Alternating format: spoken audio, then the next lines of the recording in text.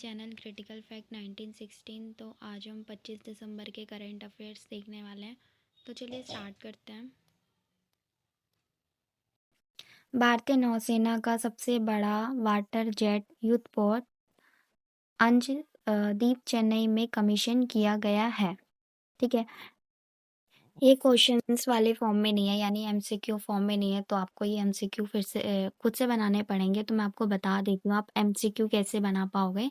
जैसे कि भारतीय नौसेना का सबसे बड़ा वाटर जेट युद्धपोत अंशद्वीप कहाँ कमीशन किया गया है, तो आप ये आंसर लिख सकते हैं चेन्नई में। तो आप ऐसे बना लीजिएगा।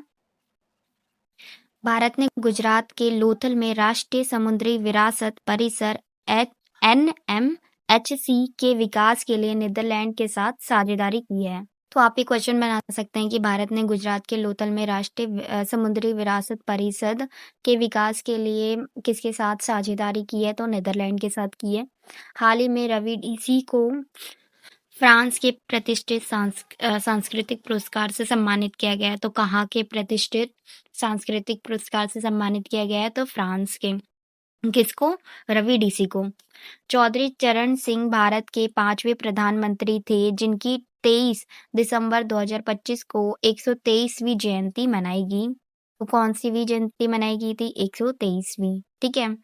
और पूर्व प्रधानमंत्री अटल बिहारी वाजपेयी की जन्मशती के अवसर पर शून्य से शतक कार्यक्रम इंदौर में आयोजित किया गया था। तो कहाँ पर आयोजित किया गया?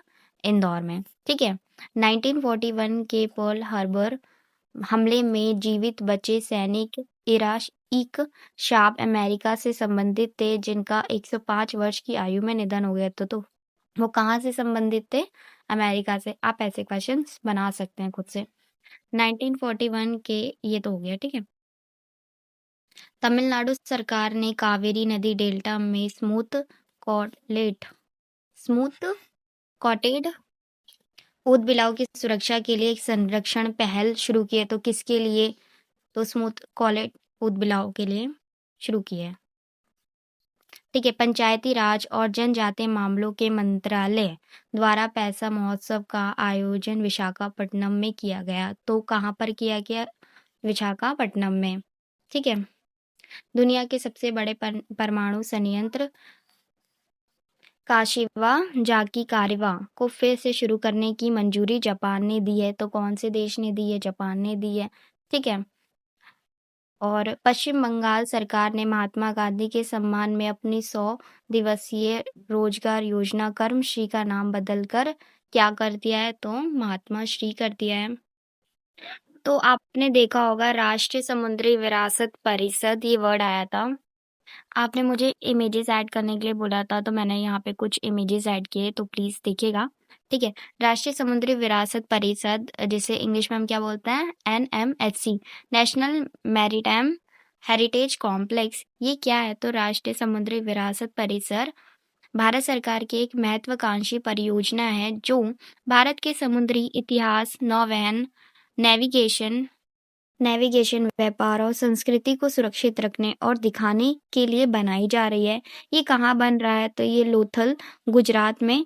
ये स्थान सिंधु घाटी सभ्यता का प्रसिद्ध प्राचीन बंदरगाह रहा है। इसके बारे में कुछ और चीजें जान लेते हैं। इसका उद्देश्य क्या है? तो भारत की 5000 साल पुरानी समुद्री विरासत को प्रदर्शित करना, यानी दिखाना। प्राचीन प्राचीन जहाजरानी व्यापार यानी ट्रेड और बंदरगाहों की जानकारी देना, इसका उद्देश्य हम देख रहे हैं। ठीक है। म्यूजियम, रिसर्च सेंटर और पर्यटन को बढ़ावा देना। ठीक है। इसमें क्या क्या होगा? तो मैरीटाइम म्यूजियम, समुद्री संग्रहालय, नेविगेशन और समुद्री व्यापार गैलरी, पुरातात्विक अवशेषों का संरक्षण यानी कंजर्वेशन। संरक्षण यानी क्या होता है? हिंदी में देखें तो बचाव करना। शोध एवं प्रशिक्षण केंद्र। शोध मतलब क्या होता है? रिसर्च। तो ये कहा था, अगर आप सेकेंड जो हमने करंट अफेयर पढ़ा था उसमें देखेंगे तो आपको ये दिख जाएगा। भारत ने गुजरात के लोथल में राष्ट्रीय समुद्री विरासत परिषद के विकास के लिए नीदरलैंड के साथ साझेदारी की है। जो हमने फर्स्ट करंट अफेयर पढ़ा था वो एक बार दोबारा से पढ़ते हैं, क्योंकि जो हम एक्सप्लेनेशन देखने वाले हैं वो इसी से रिलेटेड देखने वाले हैं। तो भारतीय नौसेना का सबसे बड़ा वाटर जेट युद्धपोत द्वीप चेन्नई में कमीशन किया गया है। तो वाटर जेट युद्धपोत क्या होता है? आपके अंदर ये कंफ्यूजन होगा आपके मन में, तो वही चीज़ देख लेते हैं। पहले तो आप इसकी इमेज देख सकते हैं। वाटर जेट युद्धपोत ऐसा कुछ दिखता है। ये वाला पिक्चर ध्यान से देखिए। ये सॉरी, ये वाला, ठीक है, आपको दिख गया होगा।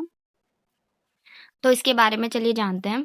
वाटर जेट युद्धपोत वह नौसैनिक जहाज होता है जो प्रोपेलर की जगह वाटर जेट तकनीक से चलता है। ठीक है, ये कैसे काम करता है वो चीज़ देखते हैं। जहाज पानी को अंदर खींचता है। जहाज पानी को अंदर खींचता है। दूसरा, अंदर लगा पंप पानी को बहुत तेज दबाव से। तीसरा, पीछे की तरफ जेट धारा के रूप में बाहर फेंक देता है। और फिर चौथा, उसी जोर से जहाज आगे बढ़ता है। जैसे रॉकेट पीछे गैस छोड़कर आगे बढ़ता है, कुछ वैसा ही। वाटर जेट युद्धपोत की कुछ खासियत देख लेते हैं। बहुत तेज गति होती है, यानी स्पीड इसकी बहुत ज़्यादा होती है। कम गहरे पानी में, शैलो वाटर में भी चल सकता है। जल्दी मोड़ ले सकता है। कम शोर होता है। रडार सोनार से पकड़ना मुश्किल। और नीचे बाहर निकला प्रोपेलर नहीं, कम नुकसान। कहाँ इस्तेमाल होता है इसका, ये भी देख लेते हैं। फास्ट अटैक क्राफ्ट में, एफएसी, पेट्रोल बोट्स में, कोस्टल सिक्योरिटी वेसल्स में, तस्करी रोकने के लिए, तटीय रक्षा के लिए और तेज हमले में। वाटर जेट को अगर हम एक लाइन में समझने की कोशिश करें तो हम क्या लिख सकते हैं? वाटर जेट युद्धपोत व नौसैनिक पोत है जो पानी की तेज धारा बाहर फेंक कर गति प्राप्त करता है। गति यानी स्पीड, और मुख्यतः तेज व छोटे जहाजों में प्रयोग होता है। आई होप ये एक्सप्लेनेशन आपको समझ में आ रहे होंगे। और ये एक्सप्लेनेशन कैसा लग रहा है प्लीज़ कमेंट्स में ज़रूर बताना, ठीक है? जयंती का मतलब आपको पता ही है, बर्थ एनिवर्सरी। मैं चौथा वाला करंट अफेयर की बात कर रही हूँ, ठीक है? स्मूथ कॉटेड ऊद बिलाव क्या होता है वो भी आपके मन में आ रहा होगा, तो उसके बारे में हम देख लेते हैं। मैं 7th करंट अफेयर की बात कर रही हूँ। पहले तो आप इसकी इमेज देख सकते हैं, कुछ ऐसा होता है ये, ठीक है? इसके बारे में जानते हैं ये क्या होता है। तो स्मूथ कॉटेड ऑटर, इसे इंग्लिश में बोलते हैं, एक प्रकार का ऊद बिलाव यानी ऑटर है। नदियों, झीलों और तटीय क्षेत्र में रहता है। मछलियाँ खाकर जीवन यापन करता है, यानी जीवन बिताता है। वैज्ञानिक नाम आप इसके देख सकते हैं। तो इसका साइंटिफिक नेम आप यहाँ से देख सकते हैं। ये रहा इसका साइंटिफिक नेम, यहाँ से आप पढ़ सकते हैं इसका, ठीक है? स्मूथ कॉटेड इसे क्यों कहा जाता है वो चीज़ देख लेते हैं। इसकी फर रोम बहुत चिकनी और घनी होती है। दूसरे ऊदबिलाव की तुलना में बाल छोटे और स्मूथ होते हैं, इसलिए इसे ये कहा जाता है। ये- भारत में ये कहाँ पर पाया जाता है वो चीज़ देख लेते हैं। गंगा, ब्रह्मपुत्र, चंबल जैसी नदियाँ, पूर्वी और दक्षिणी भारत, सुंदरबन स्थिति। संरक्षण स्थिति इसकी क्या है वो चीज़ देखते हैं हम। एग्जाम पॉइंट से ये इंपॉर्टेंट है। IUCN रेड लिस्ट वनरेबल संवेदनशील है। और भारत में वन्य जीव संरक्षण अधिनियम 1972 अनुसूची 1 शेड्यूल 1 सबसे ज़्यादा संरक्षण। तो ये 8th वाला करंट अफेयर देखते हैं हम। जो पंचायती राज इसमें लिखा है, तो पंचायती राज का मतलब क्या होता है वो चीज़ देख लेते हैं हम। पंचायती राज भारत में ग्रामीण क्षेत्रों की स्थानीय स्वशासन व्यवस्था को कहते हैं, ठीक है? जिसमें गांव के लोग अपने प्रतिनिधि खुद चुनकर गांव के विकास और प्रशासन के फैसले लेते हैं, ठीक है? पंचायती राज की कुछ विशेषताएं क्या होती हैं? गांव स्तर पर को लोकतांत्रिक शासन होता है। जनता द्वारा चुने गए प्रतिनिधि होते हैं। विकास कार्यों में स्थानीय भागीदारी होती है। सरकार और जनता के बीच सीधा संपर्क होता है।